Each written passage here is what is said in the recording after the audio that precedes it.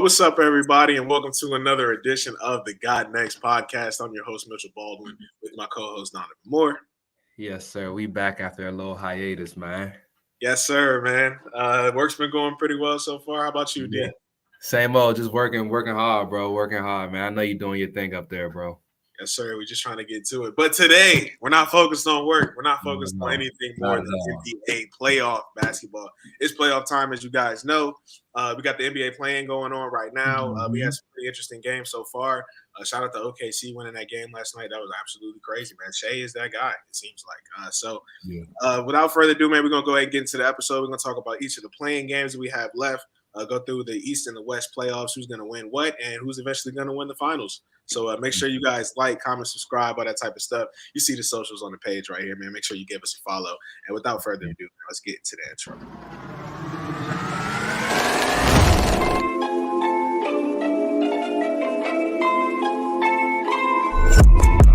Three-pointers. Outside jumper for three. It's a bucket.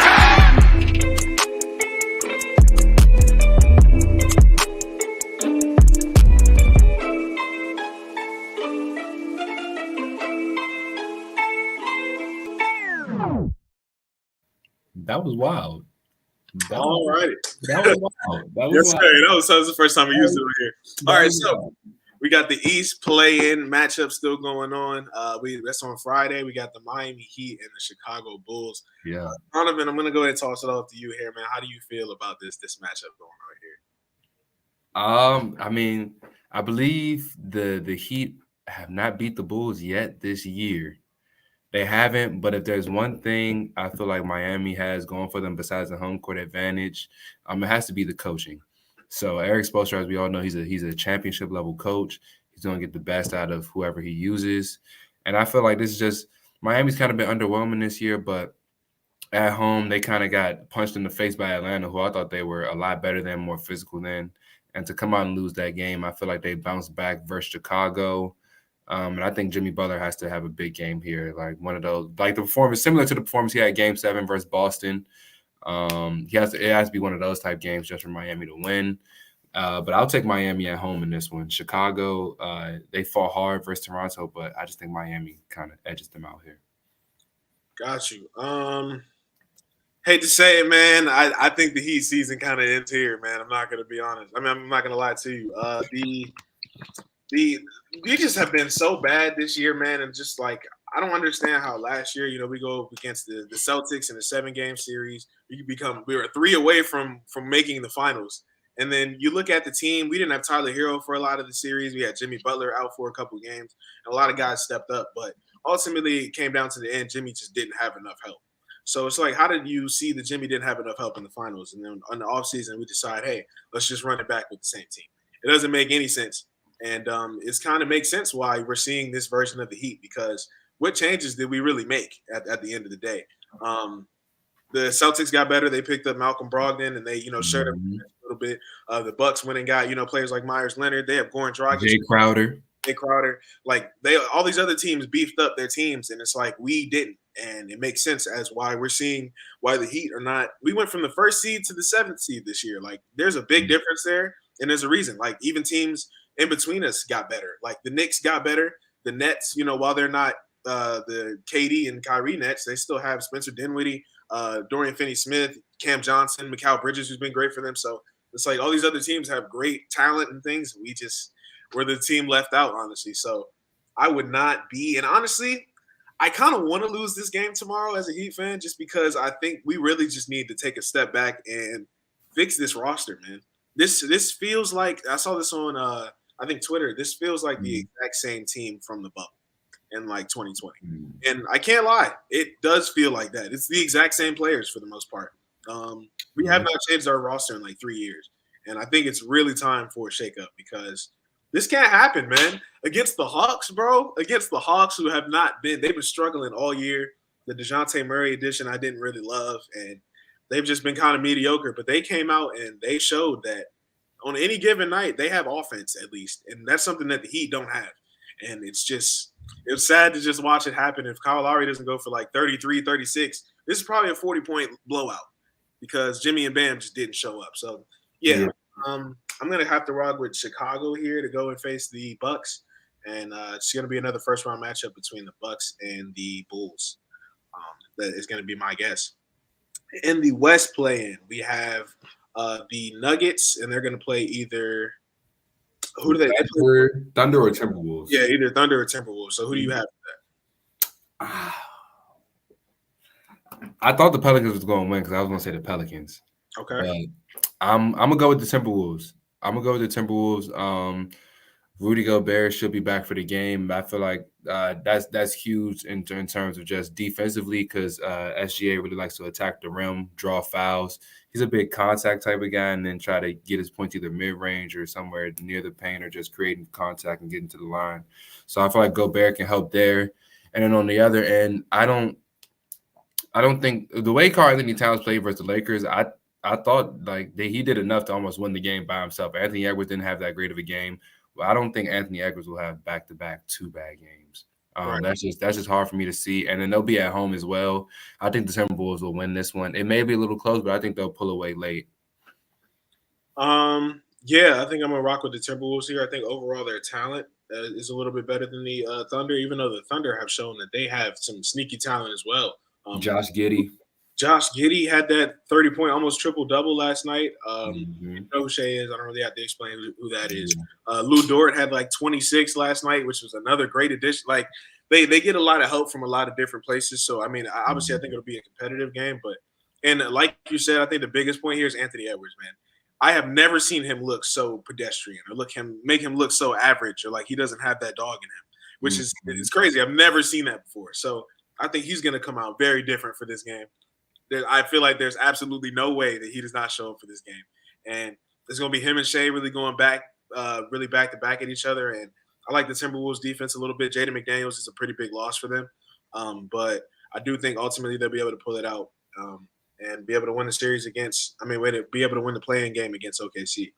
So let's actually go to the East first as far as playoff matchups. We're going to start here with the Nets versus the Sixers first round matchup.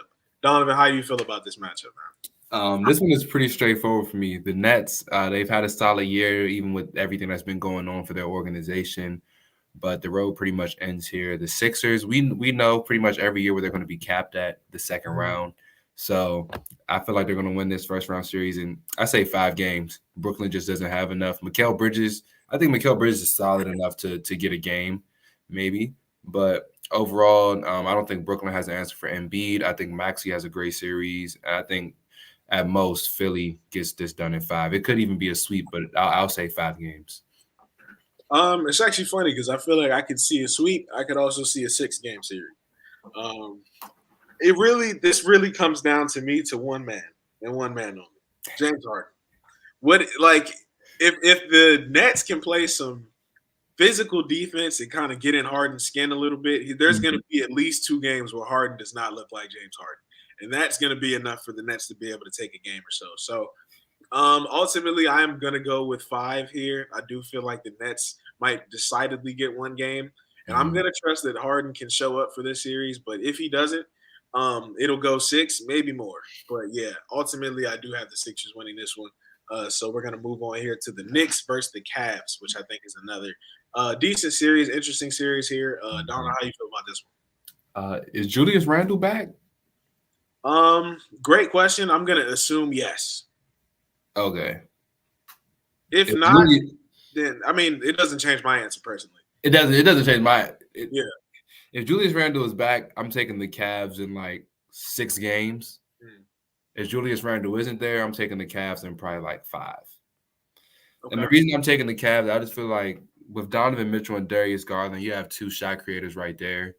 Both who Donovan Mitchell's put up a 70-point game this year. Darius Garland has put up 50 in a game this year. And then you have the defense on the interior with Mobley and Jared Allen. And then you got Karis LeVert off the bench. Cleveland had a very, very solid year. They had a solid year. And I think just in this matchup, they can overwhelm the Knicks because they have more shot creators. The Knicks play hard, but with Tom Thibodeau teams, they always kind of falter in the playoffs because they're just worn out. They're fatigued from just going so hard in the regular season. And I just feel like Cleveland is they're just going to be a little – this is a tough matchup for New York, I think. Because even if you match it up, Brunson versus Donovan Mitchell, they cancel each other out in points. But then you got Garland who could put up 20 along with 10 assists. I don't really see not many other people doing that on the Knicks. And even if Randall was there, Mobley can put up 15 to 20. Jared Allen puts up like 15 and 10. So I got Cleveland. Okay. I'm gonna ultimately say the same thing here. I have Cleveland in about 6 games here. Could go 7. I think it'll be a hard fought series. It'll be a fun series to watch. For sure. For sure. Yeah, it should be a lot of offense, a lot of close games for the most part. What I do like about the Cavs is just their versatility. I love the players that they have, like the things that they can do and the different ways that they can play. Darius Garland and Donovan Mitchell obviously are studs. We got the 3 position. I think is it Isaac Okoro still starting for them? I think he's there. Yep. Yeah, and then obviously you got Mobley, you got Jared Allen, really tall guys, both 7-foot guys that can block shots and do some things out there. Pretty much negate Mitchell Robinson, who's been pretty good for the Knicks this year. Exactly. And that's a big thing for the Knicks is their interior defense. And I think if Jared Allen and Evan Mobley are out there, it kind of makes it a little bit more difficult on Mitchell Robinson. So, yeah, I'm gonna have to ultimately rock with the Cavs here. Yeah. I think I'm gonna say 6 games, but I could see it going more. I could see it going 5. So, really have no idea. Just really going out on a limb there. Next, we have the Hawks and the Celtics. This is going to be offensively packed series, definitely star packed series between Tatum and Trae Young. So, how you feel about this series, Donna? Honestly, I have the Celtics. I think they sweep this one. Okay. Atlanta, although Trae Young and DeJounte Murray are very talented, Boston is just on a different level. They have everything you need when you look for in a championship team. They got a elite shot creators / scorers, Jaylen Brown and Jason Tatum. Then you have defenders. You got Rob Williams. You got Brogdon, who plays defense. Derek White kind of is all over the place. Marcus Smart, of course. And, what else do you need from Boston? I feel like the only time where I may be kind of worried about Boston is when they eventually face Milwaukee down the road. But right here, I got Boston in the sweep. 5 games maybe if Trae Young goes off for like one of the big games he could do at home. But overall, I'm taking Boston. Agreed. I think that Boston's attention to detail as well as their defense and their willingness to defend, not even just their defense, but just like I feel like they like to make a point that they can stop you, especially with like Marcus Smart. Like that's going to be his thing with Trae Young this entire series. He's going to be aggressive. He's going to get it under his skin. He's going to just always be there. So yeah, I definitely like the. I'm going to ultimately go ahead and rock with the Celtics here. I think it'll be 5 games, just like Donald said. So next up, we have the Bucks versus the Bulls or the Heat. We do not know as of right now. So you had the Heat winning in the first round. So if it's Bucks Heat, how do you feel about this matchup? I'm taking the Bucks. I believe the last time y'all played first round was that 2 years ago, 1 year ago. That was 2 years ago, I think. 2 years ago. Yeah. I think that was a sweep.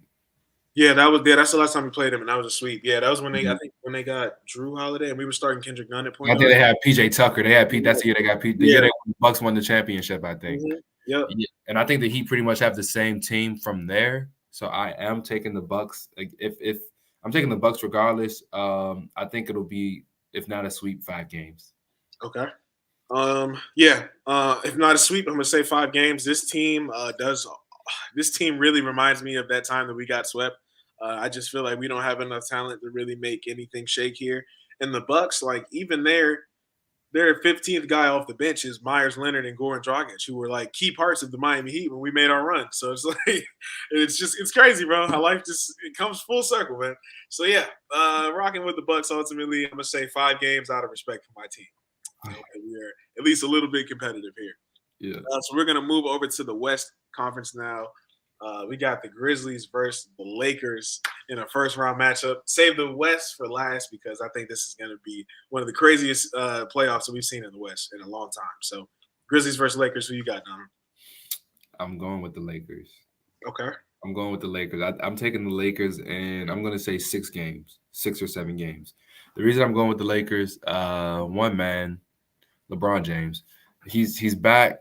In the play-in versus the Timberwolves, and it was almost like he willed them to victory. He was making huge plays late in the game. But I really think the key is for the Lakers to beat the Grizzlies. No Steven Adams for the Grizzlies. I don't believe Jaren Jackson can, even though I think he can win Defensive Player of the Year, but I think when it comes down to guarding Anthony Davis, I think Jaren Jackson can give him some trouble, but I don't think he can fully shut down Anthony Davis. And with the trades the Lakers made, adding Hachimura, Jared Vanderbilt, D'Angelo Russell, if Malik Beasley gets his shooting together and the way Austin Reeves has been coming along these last, I would say, month and a half, 2 months of the season, the Lakers have a lot. They even have guys like Lonnie Walker, who I think is a solid addition on that team, getting do not plays. He's getting DMPs, and you got Mo Bamba still. That's another backup. And then, the Lakers just got bodies, and then you got shooters around LeBron James. I think they can beat Memphis because if there's one weakness with Memphis, I feel like you can get under their skin easily, and you could also they're terrible on the road. Mm-hmm. So if the Lakers could just get one or two in Memphis, I feel like this series is theirs. This is a tough matchup here. The Grizzlies always at the top of the Western Conference standings, always a tough team. The X factor here for me, I'm gonna rock with the Lakers ultimately in 6 games, but the X factor here for me is Ja Morant. Ja Morant can be a serious game changer in this series. As far as his passing is really underrated, honestly. He's really good at finding the open man, especially if you play him to find the open man and not to score. So Ja Morant can also give you 50 on any given night. So it's like he can do a lot of different things on the court. And if he's going, the Grizzlies are really going to go as far as he can take them. So I ultimately am going to go with the Lakers here. But Ja Morant can be really good in this series and can cause some serious issues for the Lakers. But ultimately, I think Steven Adams being out is going to be way too much for the Grizzlies to overcome. Brandon Clark is actually missing a good amount of time this year too. So don't even know if he'll be fully available. Oh, yeah, I think he's out. I think he's out for the year, isn't he? Yeah, exactly. So I'm like, if you got Xavier Tillman out there trying to guard Anthony Davis, it's going to be a long night. And Jaren Jackson, you don't really want him guarding 81-on-1 because of foul trouble and stuff. So I don't know what they're going to do about Anthony Davis. Hopefully Anthony Davis can show up because if he doesn't, then this is going to be very interesting. But Lakers are 6. I feel pretty comfortable in that, saying that. Kings versus Warriors. Dono, talk to me, man. This is this is a good matchup. This is a really good matchup. 2 California teams, fast paced, both great offensively. Mm-hmm. But after the Warriors getting Gary Payton back from injury, Andrew Wiggins is back. They're starting to get a couple pieces. I think this series is going to go at least 6 games. But I'm going to go with the Golden State Warriors. They're the defending champions. This is a very tough matchup for the Kings. It's good to see that they made the playoffs. Mike Brown, I think he should be coach of the year with what he's done with that team. But just with Golden State, they're champions. They know what it takes to win. I feel like Golden State is kind of like the Lakers, in my opinion. It doesn't really matter their seed. As long as they have Steph for the Warriors and then the Lakers have LeBron, it doesn't matter the seed. They can beat anybody anywhere if they're all playing and clicking on all cylinders. So I think the Warriors win this series in 6 games. Sacramento, I think they'll get a couple at home, but going to Golden State, that's tough. But I think Golden State just has kind of that championship mentality. They can go into Sacramento and win the game they need. So I take the Warriors in 6. First of all, I'm going to say shout out to the Kings, man. I've been notoriously hard on them the last couple of years since they got De'Aaron Fox. And they have finally made the playoffs. So, congratulations to Kings fans and stuff. But unfortunately, the road ends here. The Warriors are going to be taking care of the Kings in 6 games. While I do have the Warriors winning, the Kings have the ability to put up some points. So I think that they're going to definitely have 1 or 2 games here where they're just hot on any given night. So I think that's going to be the 2 games they get. But ultimately, it's not going to be enough because Steph is still going to be the best player on the court. He's going to have the most championship pedigree, the most I've been here before. I've seen that before. And the Kings don't really have anybody on their team that I can say has really been there before or seen that before. So Harrison Barnes. Oh, you're right. I will give them Harrison Barnes, but he's at this point in his career, you know what you're going to get from him. I will say he's consistent at the very least. You're going to get 15 to 18 points from Harrison Barnes on any given night, and that's it. That's all you're going to get from him. So that's not going to be enough, unfortunately, especially when Andrew Wiggins back. I love the Warriors this year. I have them making it to the finals. Spoiler alert, I have the Warriors making the finals. Next up, we have the Suns and the Clippers. Now, this would be much more interesting if Paul George was playing. The Clippers have once again found a way to lose. I hate it, man. Don't know who you got, man. I am going with – so Paul George isn't playing this series at all? Doesn't look like it, no. And if he does, it'll be at the very end. So I'm going with the Suns, and I'll say 6 games. Kawhi Leonard is still a very good basketball player. I just Yeah. feel like the reason the Suns will outlast the Clippers is because I feel like Kawhi and KD cancel each other out points wise. They both are going to give you 25 to 30. The difference is going to be Devin Booker putting up 25 to 30, and then on top of that, DeAndre Ayton is going to give you at least between 17 to 22. DeAndre Ayton will hover somewhere around there, and the Clippers don't really have anybody else that can consistently. Russell Westbrook can give a game or two with those numbers, but he can't for the full series give you those numbers. Right. And that's what matters most in the playoffs. The Clippers are a deep team. They have a lot of solid role players, but they don't have enough shot creators. And I think the Suns win this series in 6 games. It's going to be a 6-game series. I want to pick the Suns here. It seems like the obvious pick. I think the Clippers are very deep. Like the Suns are very top heavy. I've been saying that since they picked up KD. Even their starting four is top heavy. They have 4 guys that are great, and then they have one guy that probably shouldn't be on the court and probably wouldn't start on any other team. If Paul George was playing, I would take the Clippers. Paul George is playing. Like, yeah, that's what I'm saying. I take the Clippers. But, like, even so, Paul George, he has, he's very capable of dropping 30, and then he's also very capable of dropping 15 on any given night. So it's like Norman Powell being there might be more consistent than playoff P, honestly. And he can give you 20 on any given night. They got Eric Gordon still who can give you 20 on any night. They got Bones Highland now. They got Russell Westbrook who can give you some points and chip in some things. They got Terrence Mann still. I haven't mentioned him. Mm-hmm. Like they got Zubac, he's not shabby or anything. He's not trash. That's true. Leonard's great. So it's like the Suns can't come into this with a mindset of we're better than this team because I can't say that. I think team-wise, the Clippers are the better team. But the Suns, their top 4 are just really a lot to deal with. And like you said, KD's points don't really matter as much because DB is going to be the X factor for the Suns.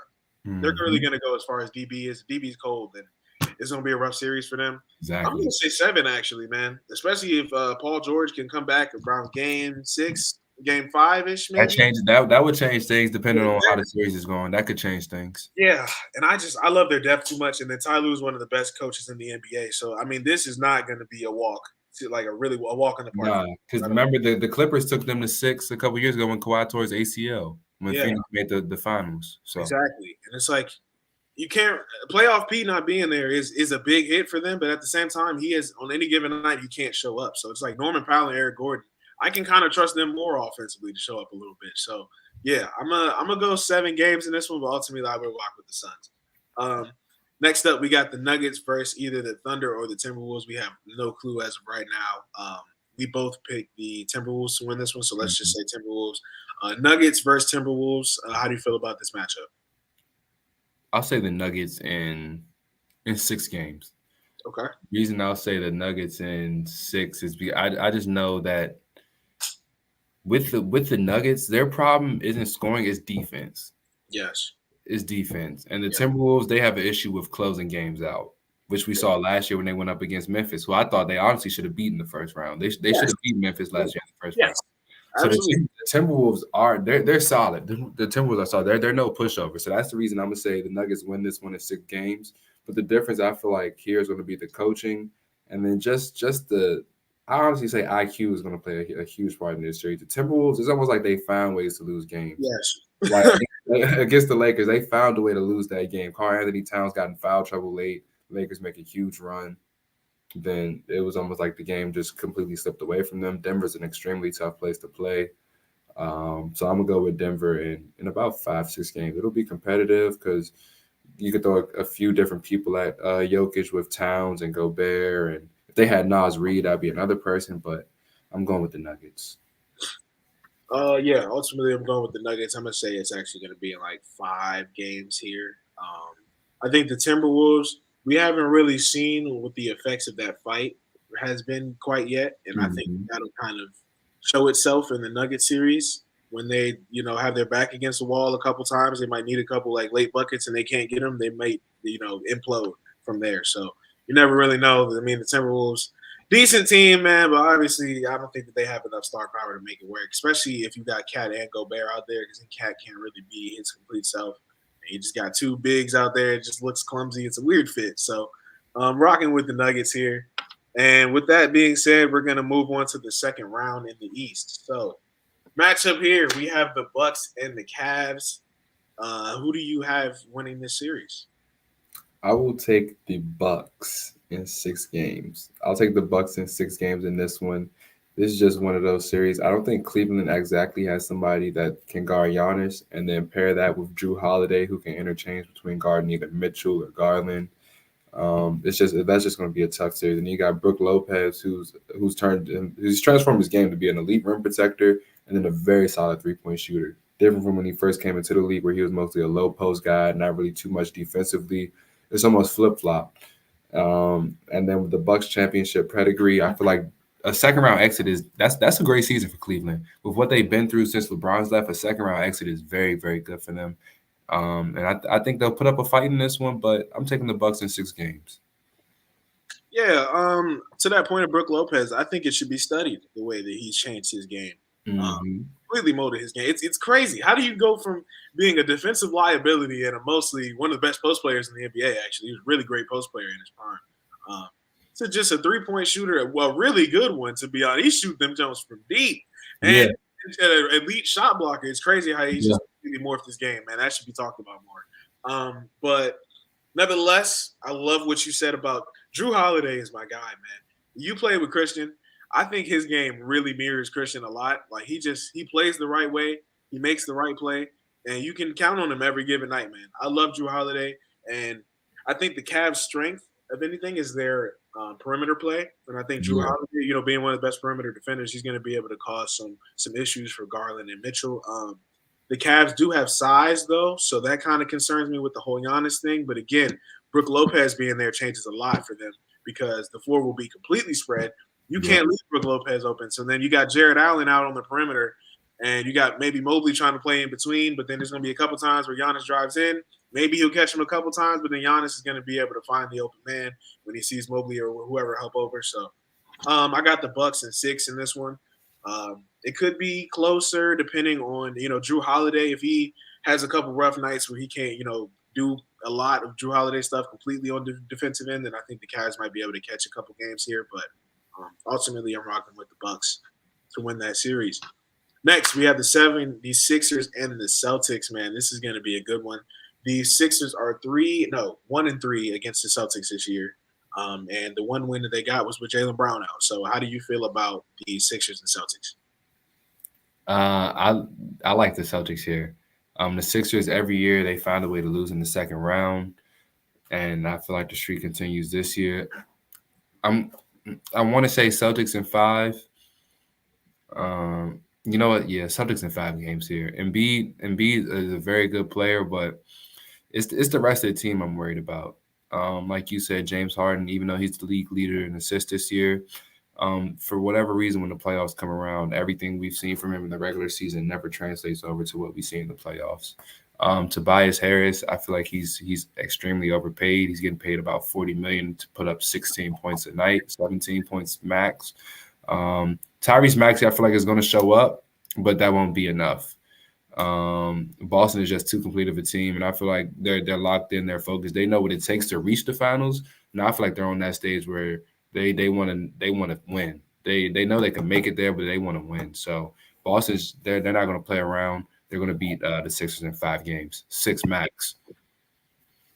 Okay, so when I look at this matchup, I think 6 games I have the Celtics. Simply because I think out of a 6-game series, James Harden is going to show up for about 2 of those games. So I think the Sixers can get at least 2 games here. But ultimately, man, I don't like the Embiid Harden pairing, to be honest. I think both of them don't do while extremely talented, I don't think that they do the little things to help win a championship or win a series. Like, I don't think that their mentality is completely there. Whenever they're like defeated, they're like defeated. Like, it's bad. Like Harden, it's like he's not Harden anymore. Like, it is crazy how it affects him, bro. But like when they're down, I can't count on their team to do the little things that it counts to come back into a game. It's like when they're down, like that's it. Like there's not going to be a whole lot of effort after that. So the Celtics, like I just talked about with their defense, their willingness to defend is a huge thing about them. Mhm. Like it's not that they can stop you; it's that they enjoy stopping you. Like they really enjoy getting under your skin and stuff. Like Marcus Smart is gonna relish being on Harden for a full game. And now again, they have Malcolm Brogdon coming off the bench. I think that they're Yeah. just the full team, honestly. And Tyrese Maxey, they've been trying to find whether he fits in the starting lineup or not. And if they start Maxey, it's gonna be rough, bro. Like who's gonna guard Jaylen Brown in that lineup? Who's gonna guard Tatum? And I don't know who's gonna guard either of those guys for the Sixers. So ultimately, yeah, I had the Celtics in 6, and beating Harden, man, I just don't really see it working, honestly, long term. But we'll have to see. So let's move over to the Western Conference, man. We got the Lakers versus the Warriors in the second round. That's going to be a very interesting one. Talk to me, Donna. How do you feel about this one? I would honestly. This is one of those series that I feel like is going 7. Okay. Like and give me the Lakers in 7 in this one. Okay. I'll take the Lakers in 7 in this one. Only if Anthony Davis plays like an aggressive Anthony Davis, where he feels like he's the best player on the court, nobody can stop him. If there's one weakness on the Warriors, it's their interior defense. Yes. Outside of Kevon Looney, who else do they have on that team that we can definitively say is a stopper inside in the paint?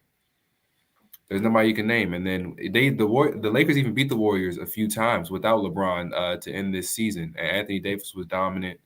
And I think the good thing is the Lakers adding the pieces they added on the wing. They have different people they can throw at Poole and Steph and Clay. And I just feel like Anthony Davis will be the difference in this series. Draymond definitely cannot check him, and I don't think Looney would be a good answer either. So I would take the Lakers in 7, but that's if Anthony Davis is like Anthony Davis and he's averaging maybe 30 and 12 to 14 rebounds this series. But I would take the Lakers in 7. I'm going to go the opposite way here, man. I'm going to rock with the Warriors. I can't count on Anthony Davis, man. That's something that I've learned. It's like he can go up against Joel Embiid and he'll drop 30 and 15, right? And it's, AD's back. Next night, he'll go face Yusuf Nurkic and get outplayed. It makes no sense. It makes no sense, bro. AD makes no sense. The games where he should dominate, he don't show up. The games where it's like he has a rough matchup, he shows up. I don't get it. And then the Warriors, man, their defense, I trust their defensive ability. While their best defensive player is probably Draymond, and he's more of a team defender. I like what different guys that they can put on him, like Andrew Wiggins. I like GP2 for the perimeter defense. Clay Thompson's looked really good for the second half of the season.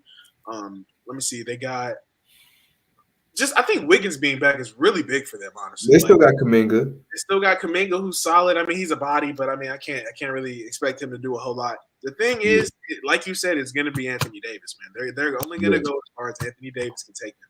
Well, I personally don't trust Anthony Davis at this point in his career. So I'm going to rock with the Warriors in 7, but that is going to be a fun series. Bron versus Steph. Oh, for sure. 6 or 7 games is going to be great, for sure. For sure. So next up, we have the Nuggets versus the Suns on the other side of the West bracket. How do you feel about this matchup? I would honestly take the Suns in this one. Okay.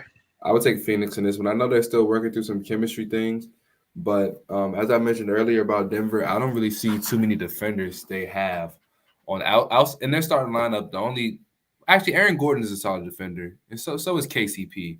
But going up against the likes of Kevin Durant and Devin Booker, and then you have a point guard that has such a high IQ like Chris Paul. I know he hasn't won a championship or anything like that, but I still got to give the man his credit. He's a great point guard. He's a great point guard.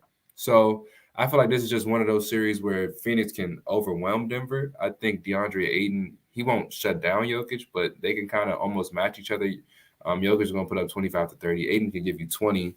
And that's very helpful when KD can give you 30 to 40 any given night. And Devin Booker can do the same thing. And Chris Paul can give you 15 and 12 assists. So I agree with your point about them having a lack of a bench. But I feel like the deeper you go into the playoffs, the bench matters, but you kind of just need like a couple key pieces. And I think Terrence Ross could be huge for Phoenix. He's somebody that can get hot real quick. And I'm trying to think who's the other. Koji actually hasn't been bad either. He's a solid defender, terrible shooter, But he plays defense and he plays hard. What more can you ask for? So he knows his role. But I think Phoenix will take this series, and this is another 6-7 game one. But I'm taking Phoenix in 6. Okay, now this right here is a pretty easy pick for me, unfortunately. And I've been against the Suns all year, but I have to go with the Suns here, and it hurts to say because the Nuggets' issue is defense, man. And it's like if you can't, who can I trust to guard KD on the Nuggets? Who's gonna consistently get up and like? Is it Aaron Gordon? Is that gonna be the guy? But then who's gonna guard Devin Booker? Is that KCP? Like it's too many mismatches on the court, bro. And then CP is obviously going to run that offense to, yeah. So I'm going to go with the Suns here in 6. The Nuggets, while I think a Western Conference Final is going to be good for them, it's just going to solidify the fact that they're a good team, and then justify that they're the 1 seed and all that. But ultimately, I think the Suns are just going to be too much for them to handle because their offense is too consistent. And Jokic is going to have to go off for this to really even be close, to be honest. So, yeah, going to ultimately go with the Suns here. So now that we have gotten through most of the teams here, we have the East Finals, which is set up to be the Celtics versus the Bucks, as we predict. So how do you have who do you have winning this one? It's a rematch. I'm going with the Celtics. I just feel like a lot of people doubted them. And, some people may say the Bucks were missing Middleton last year. Me personally, I don't feel like that matters much. At least in this series, just Boston is just such a complete team. Milwaukee's no slouch either. They're a complete team as well. But when it comes down to it, I just feel like Jason Tatum and Jaylen Brown, they'd have shown me enough to where it's hard for me to go against them. But I think Boston's going to make it back to the finals. I don't know how to describe. They're just such a complete team, and they have that chemistry. And they showed last year they have the ability to not stop Giannis, but they can contain him. And then I feel like that Malcolm Brogdon addition to have that off of your bench, that's huge. That's huge. So I'm gonna go with the Celtics in 7. It's gonna be a 7-game series without a doubt. But I'm gonna go with the Celtics in 7. I think they're gonna need to win at least 1 or 2 in Milwaukee to get back to the finals. But I think they'll do that. Okay. Bucks. I have the Bucks here. Even though they did play each other last year, I can't quite say this is a rematch just because Chris Middleton didn't play. And I think if any team is missing their second best player, it's not quite the same series at that point. So I am going to say the Bucks win here just because I just love the Bucks team. Like sometimes the Celtics, they show that they're young and they're not quite ready to make that jump. Like whenever the Celtics lose, I feel like the Celtics beat themselves. Without a doubt. Because they have everything that they need to win games. And sometimes they just find ways to lose, whether it's their turnover issue randomly for like a couple games. They'll just have a lot of turnovers randomly. Or they'll just miss a bunch of threes in one game. Or like they can't guard somebody one game. But it's like you have everything you need to be able to win. But sometimes they just can't get over the hump. In the Bucks, I feel like they're just so intentional. And they're so like, I don't know. Like everything they do on the court like makes sense to me. And their team just fits so well that I don't know if anybody can really beat them at their apex. Like Giannis, Brooke Lopez, Drew Holiday, like Chris Middleton, like, and then you got Grayson Allen who can give you some buckets. You got like everybody fits. Like the Bucks team just makes so much sense to me, and like they're one of the only teams in the East that can really combat the Celtics deep bench, and the Bucks have been there and they've seen that as well. So. And they probably have the best player on the court, if I'm being honest here, with Giannis. So yeah, of course. 7-game series for sure. I don't see how it goes any shorter than that. I'm rocking with the Bucks ultimately, and I like that we kind of went our separate ways here a little bit. So let's move over to the West Finals. We have the Lakers versus the Suns. This is if your side turns out the way you said. So Lakers versus Suns West Finals. How do you feel? I am going with the Suns. I'll take the Suns in this one. I feel like the reason I'm taking the Suns is because for whatever reason, the Lakers have, even when KD wasn't there, and then LeBron and AD were there, they couldn't beat Phoenix with Devin Booker as their main scorer. You add KD to that mix, that's very tough to beat. I think the Suns will beat the Lakers, and I'll say 6 games. The Suns will beat the Lakers in 6 games. But a conference finals after the start to the season the Lakers had, I tip my cap to them. If it plays out that way, at least that's what I think. I But agree. I think the Suns. I think the Suns will beat them in 6 games here. When I think about this and I think about the Lakers versus like a juggernaut, I think back to it was earlier in the season when I think the Lakers were being like competitive in a game shockingly at the time. And like AD turned to Bron and was like, "We're actually winning" or something like that on the bench. Like I don't remember what he said, but he said something to Bron like, "We're actually up" or something like that. Like, it was just weird. I'm like, how do you say that? You're Anthony Davis. Like you should be winning this game. So it's like Yeah, I feel like the signs of the early Lakers season are going to eventually show up somewhere in the postseason where they feel like they are shockingly competing with some of these teams and stuff. And they feel like whenever things go positive for them, they're kind of shocked about it. It's weird. So I'm going to rock with the Suns because I think the Suns are going to be more intentional about what they do. I think their possessions are going to be more smart. They're going to understand how important this is for them. And ultimately, I think if the Suns can make the finals again, it's my gosh, I hate to say it, man, because I hate their team, but I think the Suns are going to be too much for the Lakers to handle, man. And yeah. if any of these games, start to get like a 15-point to 20-point lead for the Suns, I can't see the Lakers really making any runs in those types of games and stuff. So like if they get down big, I don't see them being able to come back in a lot of games. Yeah. So they're going to have to play great defense from the jump, and they have the players to do that. So I do think it'll be a little bit competitive. But ultimately, I guess I'm going to have to go with the Suns in 7 Well, games. you had the Warriors making it, right? I did. I'm saying if this happens. Oh yeah. But my side, we have the Suns and the Warriors facing off. Mm-hmm. Now, if this goes my way, I'm going to say the Warriors. I'm going to say the Warriors here. Just because Steph is gonna be focused, especially all the I think the Warriors beat the Suns in the regular season, and Steph was talking about this ain't 2014 no more and stuff. So he takes that matchup with Chris Paul very seriously and very personally. So a focused Steph is a big issue for any team. And as far as this is going to be an offense versus offense thing, and if I don't see anybody being able to stop Steph, who's going to be able to get put on Steph and be able to get some stops? It's not Chris Paul. I can tell you that right now. Chris Paul is way too old to be sticking with Steph. So I'm going to rock with the Warriors here in this matchup. If this does go my way, Donald, who do you have? If it goes your way, I would take the Warriors as well. Championship experience, and then it's mainly just championship experience, and then the bench. And the bench. I think DiVincenzo will be huge in the series like that. Yes, and I forgot to mention DiVincenzo. Great pickup. I love that pickup. I would go Warriors as well. Cool. All right, so for the NBA Finals, if it goes Donovan's way, we have the Celtics versus the Suns in the finals.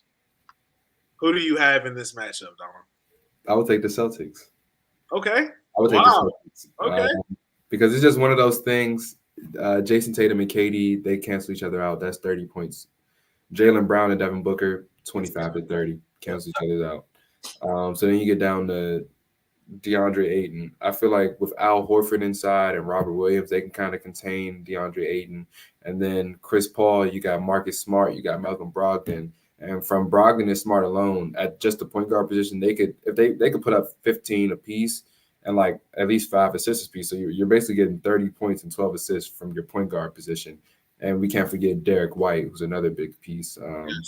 I feel like I'm forgetting somebody. Grant Williams, he's kind of had a down season, but Grant Williams, a hard player, plays hard, hits open. Plays hard, plays defense, and he can hit a couple of 3-pointers. Yep. So just Boston is such a complete team here, and I feel like and Jaylen Brown and Jason Tatum, they defend as well. They don't just play offensively, like you said earlier. They play both sides of the court. So I can see Boston winning this series, and I would say 6 games. They will have home court advantage here, which I think will be very, very huge for them. And I would take Boston to win this one in 6. Agreed. Just for everything you said. I don't know who's going to be able to guard somebody on the Suns ultimately. Like when things like really, get nitty gritty and it comes down to one stop. I don't know. I don't know if I can trust the Suns to get a stop, man. Yeah. Celtics are they're both sides of the court. I don't think that they're more of an offensive or defensive team. I think that they're formidable on both sides. That's a lot to contend with. I'm gonna rock with the Celtics ultimately if it goes your way. But if it does go my way, we have the Bucks and the Warriors in the final. And if it goes my way, I'm gonna go with the Bucks here. again, I think the Bucks have everything it takes to win a championship, bro. The roster, the star power, the little things that it takes to win a championship, the intangibles, the diving on the floor, the hustle plays, the I want to go stop somebody. They have all of those things. So I'm rocking with the Bucks. Nobody on the Warriors is going to be able to contain Draymond. Excuse me. Nobody on the Warriors is going to be able to contain Giannis. And Draymond is really old at this point in his career. And it's not going to happen. And the floor is going to be super spread because Brook Lopez, obviously, you got Kevon Looney trying to guard the 3-point line. That's going to be a disaster. Rocking with the Bucks, I would have to say in 6 games. I fully agree because if it's one thing you never have to question about Giannis is that if he's going to play hard. Right. You know Giannis is going to play hard every game, and the Warriors' weakness, as we mentioned earlier, is the interior. What does Giannis do? He's 100% attacking the rim almost every play. Yes. So, and even if the Warriors try to condense the floor, they have so many shooters around them. And then on the other end, Drew Holiday is going to defend. Grayson Allen, even though he teeters the line of doing some dirty stuff, he'll defend it. He'll shoot threes.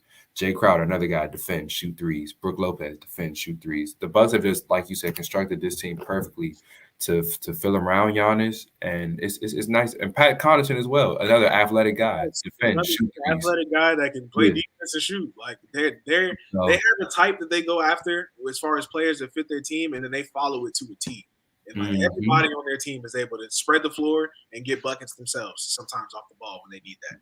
Anybody on any given night can give you 20, and like it'll be random. Yeah. It'll be like, makes sense. Like if Goran Dragic gives you 15 in a playoff game, you're like, it's Goran Dragic. Like it makes sense. So yeah. So I would take the Bucks. Yeah, absolutely. I like that pick. So last but not least, man, we've already went through our playoffs. So last but not least, postseason. We have the MVP pick, man. It's been Giannis. It's been Jokic. It's been Embiid at different points of the year. So, who do you have winning MVP this year, Donald? Me personally, I have Joel Embiid. I just feel like Nikola Jokic, he's been playing great basketball. You can't discredit anything the Nuggets are doing. But also to a point, I know Embiid hasn't won anything in his career yet either, but neither has Jokic. So I feel like you can't give the man 3 straight MVPs because that's very rare air to put somebody in. LeBron's never gotten 3 straight MVPs. I don't think Jordan's ever gotten 3 straight MVPs. I think the only person to ever do it was Larry Bird, right? Larry and Hakeem. I thought I had, yeah. So yeah, that's very rare company to put someone in. And then when Larry Bird won those 3 straight MVPs, I think he won the NBA Finals in at least 2 of those years. Yeah, he did. So I don't even think Nikola Jokic has made the Western Conference Finals. He has. They got blown out though. It was a sweep. Oh yeah. So and then they lost in the first round last year to Golden State in like a sweeper for 5 games. Yep. So I feel like the MVP should be Joel Embiid, but who's to say? But my personal pick is Embiid. Hate to say it, my personal pick is Joel Embiid as well, man. I think that he's had the most consistent season. While I do think Harden being on his team has helped him tremendously, I can't, put that against him either because Harden's on his team. So, it is what it is. He leads in assists, and most of those assists go to Embiid. Embiid's mid-range is automatic. There's really no buckets that he can't get on the court. His jump shot is just so consistent for how big he is. Like it really is interesting watching him play basketball because he does play like KD sometimes.